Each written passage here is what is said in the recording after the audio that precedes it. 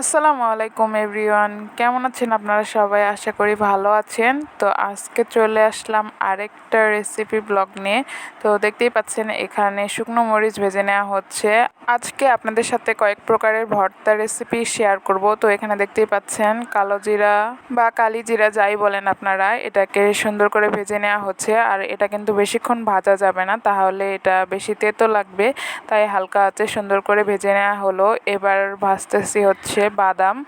বাজার থেকে এরকম খোসা ছাড়ানো বাদাম কিনে এনে এটাকে সুন্দর করে ভেজে নিতে হবে। মানে সব কিছু আগে ভেজে নেব, পরে আমরা সেটাকে কিভাবে ভর্তা বানাবো সেই প্রসেসটাও আপনাদের সাথে শেয়ার করব। তো দেখতে পাচ্ছেন এখানে বাদামগুলো সুন্দর করে ভেজে নেওয়া হলো। এবার আমরা নিয়ে নিয়েছি কিছু শুটকি। এগুলা কি শুটকি আসলে জানি না, তবে এই শুটকিগুলোর ভর্তা করা হবে। আর এখানে অনেক অনেক পেঁয়াজ, মরিচ আর রসুন ছিলে রাখা হয়েছে ভর্তাগুলোতে দেওয়ার জন্য। দেখতেই পাচ্ছেন এগুলো দেখতেই সুন্দর লাগতেছে। তো যাই হোক, এখানে শুটকিগুলো আমরা সুন্দর করে ভেজে নিলাম। আর শুটকিগুলো একটু ভাজা হয়ে গেলে এর মধ্যে দিয়ে দিলাম কাঁচামরিচ আর পেঁয়াজ আর রসুন সব কিছু দিয়ে এবার এই শুটকির সাথে এগুলো ভেজে নেব। ও হ্যাঁ, এর মধ্যে কিন্তু আমরা একটু লবণও দিয়ে দিয়েছিলাম, সেটা দেখাতে ভুলে গিয়েছি। তো আপনারা যদি কেউ এভাবে বানান তাহলে এর মধ্যেই লবণ দিয়ে দিতে পারেন, আবার চাইলে পরে ভর্তা করার সময়ও করতে পারেন। তো এখানে শুটকি ভাজা শেষ। এবার আমরা শুধু আলাদা করে পেঁয়াজ, মরিচ আর রসুন ভেজে নেব। এই ভাজা পেঁয়াজগুলো দিয়ে দেওয়া হবে বাদাম ভর্তা আর কালিজিরা ভর্তাতে।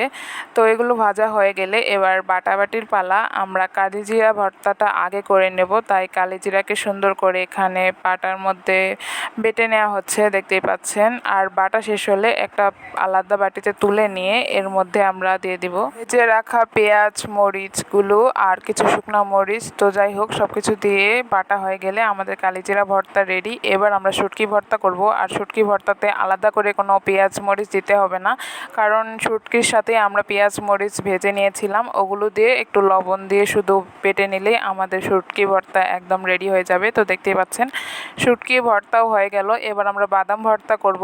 আর বাদাম ভর্তা করার জন্য বাদাম থেকে যে উপরের লাল আবরণটা ওটা ছেড়ে নিতে হবে। এরপর শুধু বাদামগুলোকে এবার সুন্দর করে পাটার মধ্যে দিয়ে বেটে নিতে হবে। তো দেখতেই পাচ্ছেন এখানে আমরা বাদামগুলো বেটে নিলাম। আর বাদাম বাটা শেষ হয়ে গেলে এর মধ্যে দিয়ে দেব কিছু শুকনো মরিচ। আর শুকনো মরিচগুলো দিয়ে এরপরে দিয়ে দেবো একটু লবণ। এরপরে এই শুকনো মরিচটাও ভালোভাবে বেটে নিতে হবে। আর সব কিছু ভালো করে বাটা হয়ে গেলে আমরা যে আগে পেঁয়াজ, রসুন আর কাঁচামরিচ একটু ভেজে রেখেছিলাম সেটাও দিয়ে দিব বাদামের মধ্যে, দিয়ে আবারও সব কিছু ভালো করে পিষে নিতে হবে। তো দেখতেই পাচ্ছেন এবার পিষা হয়ে গেলে আমাদের বাদাম ভর্তাও একদম রেডি। তো অনেক ভর্তা করা হলো। এবার আরেকটা ভর্তার রেসিপি আছে, সেটা হচ্ছে এই মরিচ ভর্তা। মরিচ ভর্তা করার জন্য আমরা মরিচ নিয়েছি আর কিছু রসুন নিয়েছি। এবার মরিচটাকে কিন্তু ভেজে নেওয়া হয়নি, এটা কাঁচাই একদম ডিরেক্ট পাটার মধ্যে দিয়ে একটু লবণ আর রসুনগুলো দিয়ে বেটে নিলে কিন্তু আমাদের মরিচ ভর্তা একদম রেডি হয়ে যাবে। আর এটার মধ্যে এক্সট্রা কোনো কিছু অ্যাড করা হবে না, শুধু রসুনের ফ্লেভারটাই আসলে মরিচ ভর্তাটাকে অসাধারণ করে তোলে। তো যাই হোক, আমাদের ভর্তা করা শেষ। এবার হচ্ছে খুদের ভাত রান্না করব। খুদের ভাত দিয়ে আজকে আমরা এই ভর্তাগুলো খাবো। তো দেখতে পাচ্ছেন পাতিলের মধ্যে আমরা দিয়ে দিয়েছি হচ্ছে পেঁয়াজ, কাঁচামরিচ, দারচিনি, সাদা ফল, তেজপাতা আর সব কিছু দিয়ে এবার ভালোভাবে ওটা ভেজে নিতে হবে। আর এদিকে খুদের চাল সুন্দর করে আমরা ধুয়ে রেখে দিয়েছিলাম, আলাদা একটা পাতিলে গরম পানি করতে দিয়েছিলাম এই খুদের ভাতের মধ্যে দেওয়ার জন্য পরে।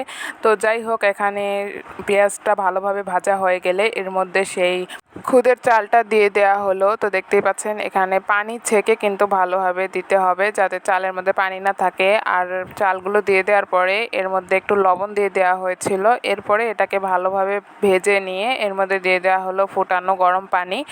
আর সব কিছু দিয়ে ভালোভাবে একটু মিক্স করে নিয়ে এটা ঢাকনা দিয়ে কিছুক্ষণ রেখে দিলেই কিন্তু ভাতের চালটা যে ফুটে আসবে আর ভাতটাও রেডি হয়ে যাবে। এটা অল্প আছে আস্তে আস্তে হয়ে যাবে। তো সেদিন আমাদের এটাই ছিল মেনু রাতের, খুদের ভাত আর 4 প্রকারের ভর্তা ছিল।